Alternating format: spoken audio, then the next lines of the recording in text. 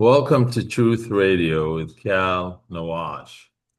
For the last 70 years, one thing that's been constant in American politics is that both almost all Americans, regardless of party, whether they're Republican or Democrat or even Libertarian, Green Party, is that they have been supporters of Israel. If there was anything it seemed that they could agree on was that in their support for Israel. This has changed and has changed rapidly, in particular in the last 2 years after the war in Gaza, which has been described by numerous experts as a genocide, an intentional mass murder of the Palestinian population. And this has perhaps, while the changes have occurred throughout all the segments of the American population, one particular segment that seemed to have become more pro-Palestinian than Israeli, or by overwhelming majority, is the generation that they call Generation Z, those in their 20s. And this is what we're going to talk about today. This is part of a series that we'll be discussing over the next few weeks about why that is. Why is America turning against Israel? Why are Americans turning against Israel? Not only turning against Israel, but actually becoming pro-Palestinian. I mean, in certain instances, one poll showed that Americans between the age of 18 and 30 are more than 60% pro-Palestinian. Other polls even show higher numbers. In fact, and that while it started with the younger generation, but even the most recent polls in the last 3 weeks have shown that the numbers are rising across all age groups. And we're going to discuss this today. We're going to discuss why that is. We're going to bring different segment of the population to discuss this with you.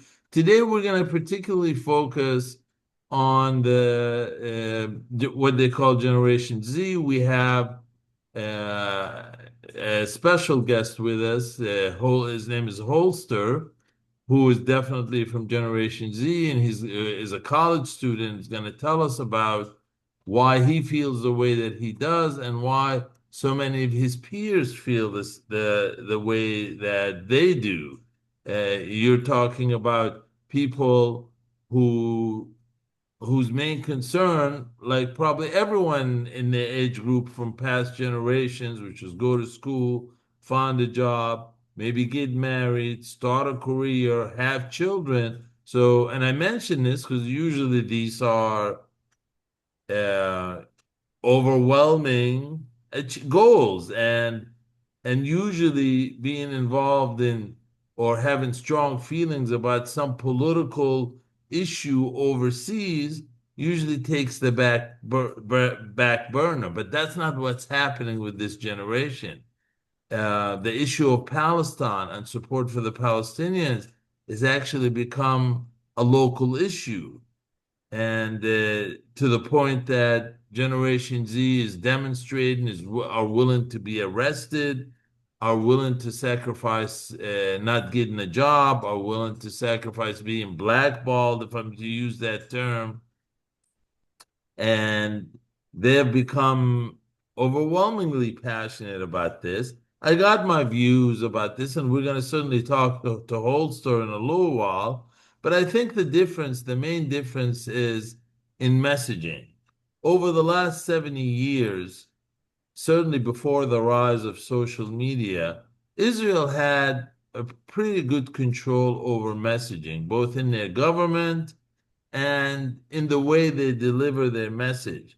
First of all, in their government, Israel, over the last few decades, has become a divided country where no one party or no one individual is able to win a majority of the population.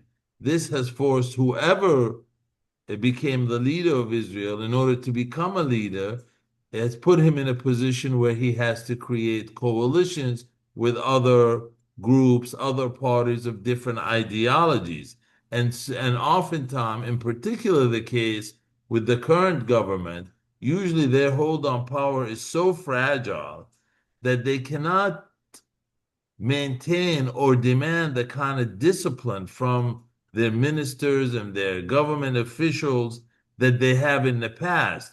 In the past, there would usually, coming from Israel, there would usually be more discipline. The messaging will stay the same. Whereas now we have a situation where the prime minister of Israel was forced to bring on with him the most extreme parties to join his government, and if he was to lose one or two of them, his government would collapse.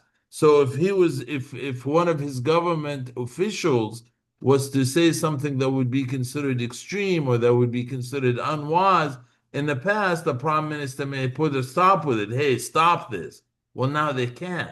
The prime minister of Israel can no longer do that for fear that that government official might resign, and if that government official resigns, the whole government might fall. We saw this several months ago when for a small period of time, under pressure, Benjamin Netanyahu agreed to increase the amount of food going into Gaza, and one of his ministers, Ben Gvir, actually resigned, and he didn't come back into government until they cut off aid again. So in that regard, the messaging coming out of Israel isn't disciplined, and you have ministers making extreme statements that in the past, if someone was to do that, may have gone unnoticed. Certainly when media only came through TV stations like ABC, NBC, CBS, or even CNN and Fox News, if someone was to say something extreme, it may have gone unnoticed, or the American public may have heard it once and it may not have registered. But right now, so many Americans aren't getting their news that way. In particular, as we will hear from Holster, many Americans are getting their information from social media, and they're able to hear the same message over and over again. So if we have one minister in the Israeli government who's to say, hey, we need to kill all Palestinians or we need to steal Palestinian land, where in the past it may be covered or it may be mentioned once in the evening news or for a few seconds and no one would really pay attention to it, now is being heard over and over again. Another factor that influenced this, of course, is this war. Many people don't even call it a war. They call it a massacre. You have the leaders of Israel now are not convicted, are wanted by the International Criminal Court. If they are to visit certain countries, certainly they would be arrested. Certainly this is not a public relations plus, but the reason that the International Criminal Court put out arrest warrants for the Prime Minister of Israel and the former Defense Minister of Israel is because many in the world, including the International Criminal Court, looked at what's happening on the ground and they believed it was a genocide in which it's believed that Israeli government is trying to wipe out the Palestinian population, and certainly even if they weren't trying to wipe them out, they certainly didn't care about the number of people killed or murdered. And as if the last counts or the latest counts of those who are actually counted, not the people under the rubble, we're talking about almost 70,000. Some estimates the number may go up to as high as 300,000 as more and more people are found in the rubble. So, and the fact that this conflict had lasted 2 years, or this massacre has lasted 2 years, Well, compared to previous fighting or previous attacks against the Palestinians, where it may last a few weeks and you know it may be bad, but people will quickly, before people begin to really or began to really notice, the conflict would be over or the war would be over. This one lasts for more than 2 years. So even those who aren't interested, who don't care, who are busy with their other lives, eventually noticed. And this played an important role. And the last and final thing, of course, is the way that Americans receive their media. Some polling have indicated that young Americans in particular do not receive their news from traditional news stations like ABC, NBC, CBS, CNN, Fox. They don't. They get their news from social media. And the way social media works, if you to watch an article one time and to watch it for an extended period of time, you're going to start receiving more and more articles that are similar to the one you watched. Moreover, um, many Americans will at least have one friend who may be a Palestinian American, or maybe an Arab American, or maybe a Muslim American, or maybe a Christian American who originates from the Middle East, and he himself may have a news item that he posted or she posted on her Facebook. His American friends who are not from of Middle Eastern origin may see this, and so it increased the level or the higher the it increased the probability of exposure. Certainly, we saw this certainly against all social media platforms, but nothing more than TikTok, where at one point it was reported that 98% of media on TikTok regarding the Palestinian-Israeli conflict was solidly pro-Palestinian. Some indicate that is why the reason that America has pushed so heavily for China or forced China to sell TikTok was because they were unable, Israel or Israeli supporters was unable to compete with the news that was coming from TikTok. And all this put together, I think, played a role in changing American opinion. But and that's obviously an editorial. And in the coming days and weeks, we're going to be interviewing numerous people, including Jewish Americans, including pro-Israel individuals, people of different generations, different backgrounds, to see why. Why are Americans turning away from Israel? That is our topic for today. And we're going to start with our first guest, Mr. Holster, who is a recent high school grad and is now a college student. And welcome to Truth Radio, Mr. Holster. Thank you for having me. Well, it's our pleasure for sure. So, Mr. Holster, you represent this generation that actually started the trend.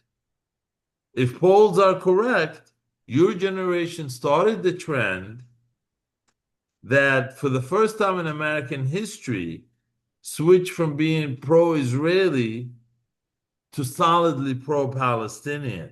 And what I want you to share with us, with our audience, is first of all, why you yourself? How did you? Because I know at one time, like many, you were pro-Israeli, and now, based on your own admission, you have become solidly and passionately pro-Palestinian. So I want you to tell us a little bit about your journey. How did you arrive at this point? How did you become solidly pro-Palestinian? And tell us if the same transition or metamorphosis, so to speak, that you went through, is it the same that you see that your peers are going through? The floor is yours, sir. Sure, sure. Yeah, I think one of the biggest differences between me and my generation, or my generation and my parents' generation, really starts with how we get our information. And this is one of the biggest reasons, and this is precisely what plays a role in my shift from my support for Israel to my solid support for the Palestinians and Palestinian cause. So, the older generation, sort of like what you mentioned, got everything from pretty much all of the information stemmed from traditional media, whether that's television, newspapers, but for the most part, it was a few big outlets such as CNN, Fox, who shaped public opinion. Um, but for us, information is or has become completely, for the most part, decentralized. We get it straight from our phones, um, from independent journalists. We see live footage, we see firsthand accounts from people who are actually on the ground. And that shift has completely changed the way we see world events. For Let me example, stop you there for a second. Now, I know with your parents' generation, most of them would actually sit on the couch after work, drinking a cup of coffee or whatever else they're drinking, and watch CNN, watch ABC News. Did you have those same habits, or people from your generation? Did you actually also sit down and watch TV the same way that your parents did? no, that's the thing. So my parents, they grew up pretty much watching TV was more or less their only source of entertainment. So these major news networks like CNN and Fox were what shaped their entire outlook on life. Whereas my generation, we basically we don't engage in anything aside from, Netflix or watching a recorded TV show. We don't sit around and watch TV like previous generations do. When it comes to news, everyone today, as far as from my generation, sort of like what you mentioned, we see stuff, we're mainly getting our news from TikTok, Instagram, Facebook, or we know people, we're hearing people who are actually living through these situations. So, um, with that being said, hearing these stories from Palestinians makes it humanizes their situation in a way that my parents' generation never experienced. Well, let me ask you this. Did you actually have friends who were Palestinians where you just who shared with you some of either their experiences or the experiences of their parents or friends or people they knew back in Palestine or Israel, Palestine? And if they did that influence you in any way?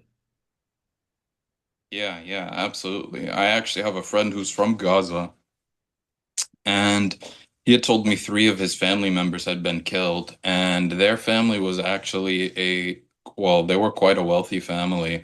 They were they owned a sort of a clothing store, and unfortunately, as a result of the war, aka genocide, as we know it to be today, they lost everything, and they were forced to flee to Egypt. So, like I said, hearing from people who are, hearing directly from people who are living through these situations humanizes their experience far more than what my parents' generation would have saw. In the past, my parents' generation, they would have just heard something from the news or from traditional media saying it's the Palestinians' fault. It's them. They're the attackers. They're the aggressors. They're this. They're that.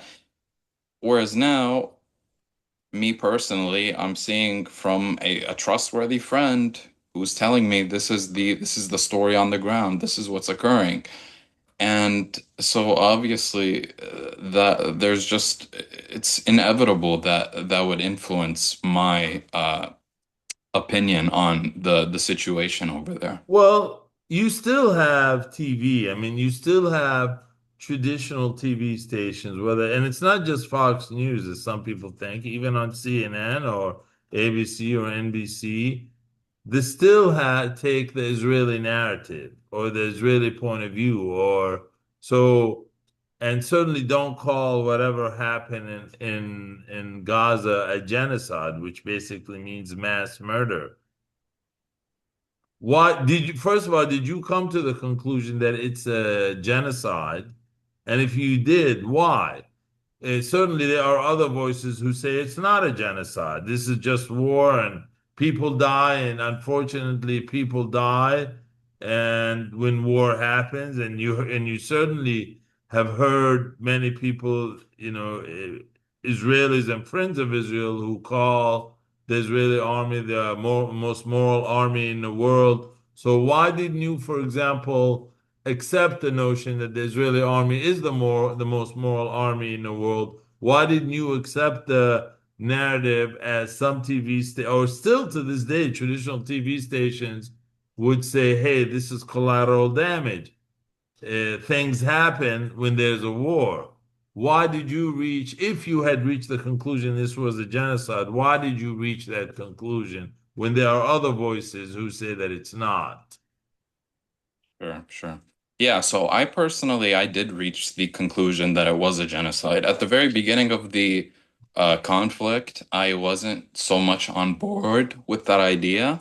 However, as time went on and we just continued to see more and more destruction. That's when I reached it. I've never been of the view where humans or innocent civilians are just collateral damage. Even when it comes to World War II and the dropping of the nuclear bombs, I never shared that view that that was a justified attack because innocent civilians who have nothing to do with the conflict should never be punished. And that's But something, you've heard also, I mean, you heard many Israelis say regularly, we don't kill civilians, we don't intend to kill civilians. Do you believe that the Israeli army actually intended to kill civilians, which is what genocide basically means? Do you believe that they intended? And if that's the case, why? yeah, absolutely. I absolutely believe that they purposely tried to kill civilians. Firstly, I mean, one of the main things from I'm not entirely sure the exact time frame to when this was said, but early on in the genocide, I believe it was Yoav Galant, or it could have been another member of the Israeli military or of the Knesset. But they came out and said, we're going to basically cut off electricity, water, food, and pretty much everything needed to sustain human life. Um, I mean, and this is known as collective punishment. So if you're coming from the angle that you're saying, okay, you're just trying to target the Hamas militants, you don't punish everyone. And moreover, you don't punish everyone with things that they need to survive, such as food and water and things like that. I mean, even the UN had at some point said that there were large portions of Gaza that were at risk of famine. So I absolutely believe they were targeting civilians. And even though, like you said, there are people on the Israeli side who they come on Fox News and they say we're the most moral army and we do our best to avoid civilian we do our best to avoid civilians being hurt, but that's just a result of war. It's collateral damage, but it's just not something I buy because So they what about the notion, and many Israelis and their friends repeated regularly, that Palestinians or Hamas uses civilians as human shields? Did you ever buy into that notion that they were using civilians as human shields, and that's why these people were dying? I mean, the notion is that the blame for the murder of the civilian population should be placed on Hamas because they're using them as human shields. Certainly, you've heard that said repeatedly by both Israelis and pro-Israelis. Did that ever influence you? Or did you buy into that? And if yes or no, why or why not? No, I never bought into that. Even if it's the case that Hamas, they go into Israel, they attack innocent civilians in Israel, and then they return into Gaza, they take off their uniform and they hide amongst the civilians. That's still not an excuse for you to go and basically carpet bomb every single person that's in in the radius or in that area. Um, I mean, I just So see what it. about you mentioned earlier that one of the Israeli officials, and I think it was Gallant, the former defense minister, incidentally, he's one of those people who has an arrest warrant for him before the International Criminal Court. Um, What about the notion that they said, well, the reason they cut off the aid, or they said the reason there was starvation, or the reason some people were not getting the aid is because Hamas was stealing the food or stealing the aid and selling it on the black market, making billions of dollars and buying weapons, and that's why Israel was forced to stop the food and the water. I mean, did you hear that before, and what was your take on it? Yeah, of course I heard that. I mean, yeah, after October 7th, like I mentioned, Golan, and I appreciate you for confirming that. They imposed a complete siege on Gaza. So no food, no water, no electricity, no fuel. And for months, almost nothing was allowed in. And like I said, the United Nations was warning of complete famine. Um, and so when goods barely enter, when markets are destroyed or closed, when stores and roads are destroyed or closed, the idea that Hamas is running this big underground black market resale economy just doesn't make any sense. There isn't anything to sell because everything is destroyed. I mean, money basically loses its meaning. When there's nothing to buy, there's nothing to sell. So that's just something I Well, never. Israel said that they sold the food and bought weapons with it. Okay. I mean, they can say that, but I challenge them on that. I'm not. I believe the Hamas or the organization Hamas. Most of the weapons that they make are domestic weapons. So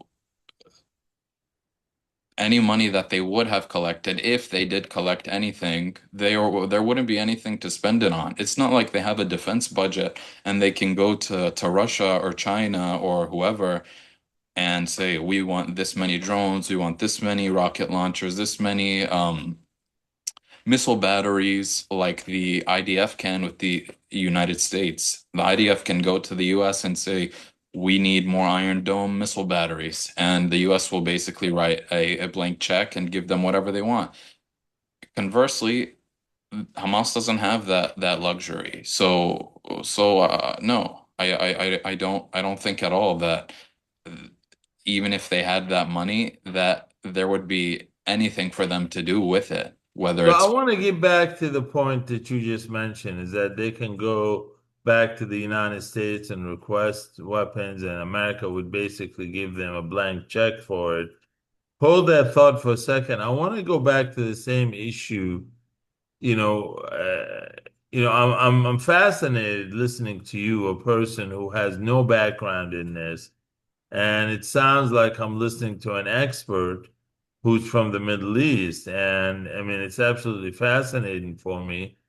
And I'm wondering if other friends in your school, whether I don't know if the war had started when you were in high school, or if not, if when you were in college or when you're in college now, if your friends who are who don't have a stake in this in the sense they're not Palestinian Americans, they're not Israeli Americans. Do you hear them reaching the same conclusions as you? Yeah, yeah. So I'd say from both sides of the spectrum, uh, in terms of the political spectrum, I'd say both sides of the spectrum are sort of fed up with this. On the left, you have basically support for, I mean, there's basically a big political shift, beyond just what I noticed. I feel like there's a big political shift um, in terms of support towards the Palestinians because so on the left, for example, the left, they support Palestinians mainly for human rights concerns and empathy for the Palestinian civilians and outrage at the humanitarian crisis, rightfully so. On the right, the reasoning is a little bit different. Um, while some of them share the same compassion because a lot of them are Christians and they adhere to their faith, many of the conservatives, they're focused on how U.S. foreign policy has been shaped by Israel's interests.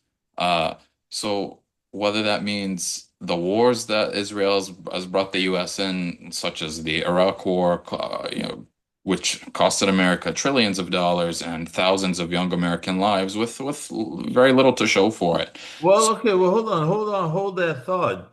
Do you find your peers blaming Israel for these wars that America got into, like the war in Iraq and other conflicts in the Middle East? Are you saying that your peers are blaming Israel for that, even though it's America that fought these wars?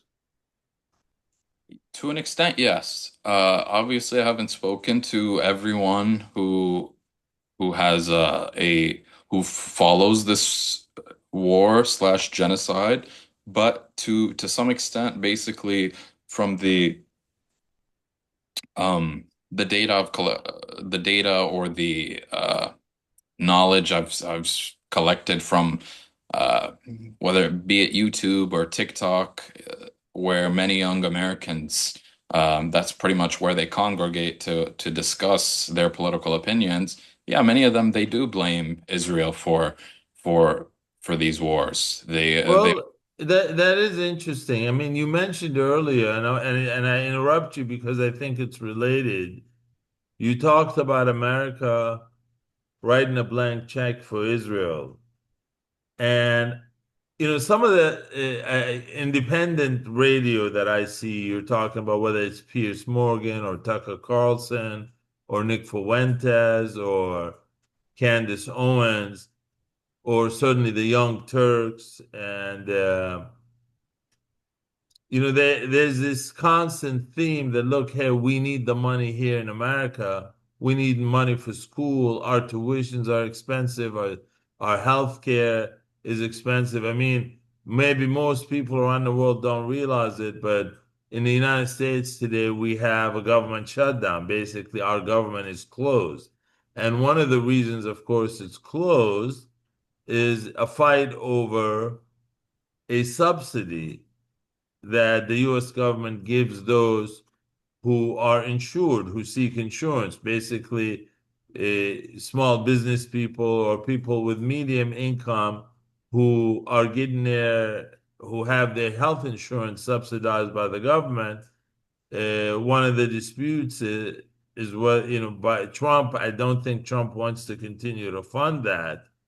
And certainly on the independent radio TV stations that I mentioned, that's often repeated saying, hey, Israelis have free tuition, they have free medical care. And while we in America have to pay exorbitant prices, and certainly that's what the American first cried. I'm sure you heard that term, American first. I think I lost you there for a second, but if you're still there, do you find your friends or your colleagues, do they ever mention that? Do they ever seem to complain that we're giving money or we're spending money, um, giving it to Israel for wars when we can use it. Did you fall? It seems like you almost fell off your chair there. And you okay? No, I was plugging my phone into the charger. Oh, okay. So do you hear that same sentiment? Yeah, absolutely. So, I mean, first of all, the country is already over $30 trillion in debt, and You're talking about the United States. yes, there's no other country who's even close to that. Um, and so add to the billions in annual. So let's begin with the trillions that we've spent on the Iraq War, which wasn't even a war that really furthered our gain in any way. It was In just our national interest. all interest, not in pretty much we gained absolutely nothing. Uh, it was more. It was. It's actually a loss, I'd say, because of the thousands of lives we lost, and obviously the trillions of dollars. Um, and then, like I said, add to this, so on top of the trillions that we already spent fighting wars on their behalf. On top of that, you want to add billions in annual aid that the U.S. continues to send Israel. Well, ordinary Americans struggle to afford housing, healthcare, and it's easy to see why both sides of the political spectrum, even though they come from different schools of thought or for different reasons are rethinking their stance or their support for Israel. So I feel like whether you're on the left or the right, the outcome is the same. Younger Americans, they just no longer see Israel as or through the lens that our parents did. Well, let me ask you this. Do you think, I know just from the picture you have in the back, clearly you're from California, from San Francisco. Do you see this as an issue that's important enough where in the future, or let's put it this way, every 2 years and certainly every 4 years there are elections. Every 4 years we have presidential elections, and then every 2 years, whether we have congressional or Senate, congressional, and then we have state elections. Has this issue become important enough to someone like you or in your generation that will inform your decision or influence your decision as to whether you would vote for a particular candidate or not? Meaning, uh, let's say if they believe, hey, we should give continued aid to Israel, or if they say we should not give aid to Israel, could this be a factor that you and certainly other people in your age group, do you think they would use that in the future to determine who they vote for? 1,000,000%, 1,000,000%. Um, for example, like I want to say, uh, based off the recent election in New York City, someone like Zoran Mamdani on the very on I feel like personally what won him the election was when they were first asking everyone. I believe the question was a new New York mayor's um visit They to. asked them, where would your first foreign trip be or go? Where would you go? Right. And I believe about 80% of them, all you would hear is, I'd go to Israel, I'd go to the Holy Land, I'd go to Israel, take my fourth trip to Israel, I'd take my fifth trip to Israel. And I believe he was the only one who was, He no, was, yes. I'd stay in America, I'd stay in New York because that's where he's running, and I'd focus on the five boroughs and I'd focus on the issues there. I have no need to travel outside of my city or even or the country for And that. so you feel that that response actually helped him as opposed to hurt him? Absolutely, absolutely. Because people are, like I said, they're fed up with uh other countries' interests taking precedent over the American people. The American people, their interest should be what comes first, not foreign interests, not special interests. And so I believe that's what won him the debate. I mean, even right now, or won him the election. Even right now, there was recently a APAC candidate who was given a donation from APAC. He was from one of the states in the Northeast, and he basically gave it back to them. I feel like now, I if saw that actually. I heard about that. I don't remember which candidate or which state, but I remember reading about that. Yeah. Maine or Massachusetts or uh, I'm not entirely sure, but I'm uh, impressed with the fact that you really seem to be really informed on this topic. I mean, I'm sure you have a lot going on in your life. I mean, why? Why do you care about this topic so much? well, I firstly, mean, I know you kind of answered it, but really the level of details that you're giving me is not what I expect from a person who's detached. I don't know what's going on over there with your seat, but it seems like you're gonna fall at any given moment, and I'm getting worried. I don't know. We're good. All Go ahead. right. Yeah, so why do you seem to be so passionate about this? I mean, there are other topics, and certainly, if you notice, the most recently, there's talk, they'll tell you, hey, well, there's other massacres going on in the Sudan. There are Christians being killed in Nigeria. Why are you only focusing on Israel? Why do why do you think people tend to focus more on the Palestinians and the suffering of Palestinians than probably everyone else in the world? Right, right. So I never let me make it clear. I never dismiss uh the atrocities that occur to anyone across the world, be it the Christians in Nigeria, be it the Uyghur Muslims in China. I'm sensitive to everyone's struggle. I'm pro-human. I'm I would never advocate for war like some of these other neocon war hawks. Well, Um, let me ask you this. I should have asked you this in the beginning. How would you describe yourself politically? Would you be a liberal or conservative, or where do you think, or socially, where do you think you fall? I'd say I'm more of a libertarian, but I lean a little bit more to the right. Um, Okay. yeah. Which Uh, is interesting in itself because usually and I'm assuming you're a Republican if you lean more to the right, which in itself is interesting because you see historically, or maybe not historically, but certainly in the last 20, 30 years,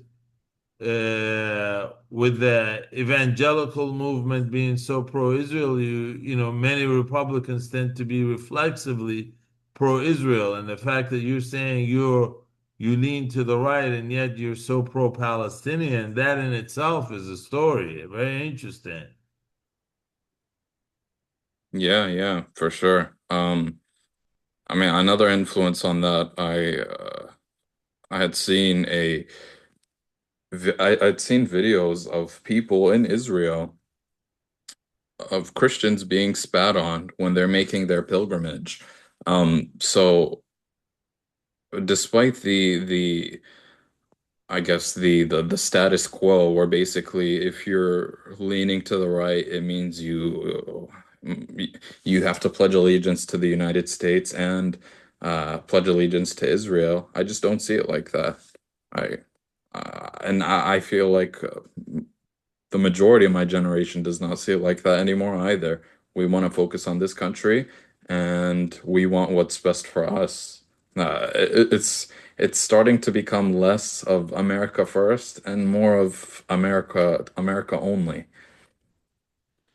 That's really that is really interesting. Incidentally, you said you do have Palestinian friends. Have you had Palestinian friends in the past?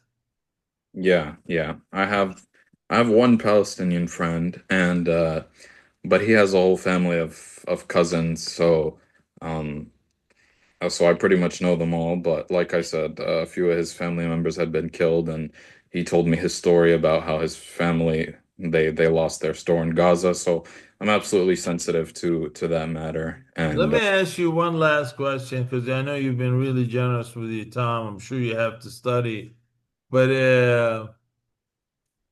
most recently, many on the pro-Israel side, certainly many of them Jewish American, they tend to tie one's feelings about Israel with one's feelings about Judaism, meaning if one person was to say, "Hey, I don't support Israel. I think what Israel does is wrong." So some people might say, "Well, your real reason for this is because you're anti-Semitic or you're anti-Israel. You're anti-Jewish rather than anti-Israel." First of all, I'm asking you personally, and clearly you have expressed opinions to me that shows, you're definitely pro-Palestinian. Does that also necessarily mean if you're pro-Palestinian that you're anti-Jewish in any way? no, absolutely not. This notion that you can basically never criticize the government of Israel, and if you do, that automatically makes you anti-Semitic is ridiculous. Uh, Firstly, I believe Palestinians to also be Semites as well. So just because I have sensitivity and I have compassion and I feel for Palestinians, that doesn't automatically make me a Hamas member. It doesn't make me anti-Semitic. It doesn't make me any of those things. I believe the two can coexist in peace, like they had both Jews and Arab Palestinians. Um, So do you have any hostile feeling towards Jews? No, absolutely not. I don't have any hostile feelings towards anyone at all. The Jews, Muslims, Christians, Arabs, it's someone's ethnic or religious background is something I never take into consideration. I judge pretty much everything on a person's actions and pretty much, yeah. So their actions is basically what I judge them on. Well, I know I said that was the last question, but you reminded me of something. Recently it's kind of been described as a civil war, but there was an interview a few months ago between Tucker Carlson and a senator from Texas named Ted Cruz, and he was asking him, "Well, why do you support Israel?" And he says, "Well, I get that from my Bible. The God said in the Bible, or the Bible says, those who bless Israel are blessed." And he said he wants to be on the blessing side, and this is why he supports Israel. Uh, what do you think of this notion that, so that Israelis, the majority of whom are Jews, are God's chosen people, and that we have a duty to, as Americans or as Christians, to support them because so that God will bless us. I mean, do you share those views? No, Or, that or and should before you answer that, I mean, do you believe that God? I mean, you're conservative. I'm assuming you're religiously conservative too. Do you believe God chooses a particular people against others? No, I don't believe that at all. If, in my opinion, if God were to choose one people over the other, and basically everyone else is subhuman to that one particular group, that would basically it would portray God in a unjust light, and that's not how I view God at all. So no, I don't believe anyone is a chosen person, just being born. I don't believe you're automatically chosen. And so, related to that, what is your views with those who call themselves Christian Zionists, who are absolutely wedded to the idea of supporting Israel. I know Tucker Carlson and most recently Candace Owens and even Fuentes, what's his name? Fuentes, what's Fuentes' name, first name? Yeah. Anyway, they call, we started hearing the term heresy. They're saying that the notion of Christian Zionism that this is not found in Scripture and that it is actually heresy to do that. Would you, and I've been hearing that a lot, I've never heard that before. Would you go as far as saying this is heresy to, the notion of Christian Zionism, or is that not a topic that you're familiar with? Because I'm not very familiar with that topic, I admit. I'm gonna have to I'm gonna have to defer to someone who knows a little bit more about scripture than me, but I believe that a particular verse about God blesses those who bless Israel, I believe that's just referring yeah, it might have been Jacob. I'm not entirely sure. I don't believe it's the government of Israel itself, which is a government that has abortion and uh, stuff that is inherently evil to God. So this notion that I basically have to support a government that does stuff that is against what God taught us to do in order for me to be blessed, I find it to be ridiculous. But beyond that, I don't have a a huge amount of knowledge, whether it's heresy or whether it's truly a belief that they believe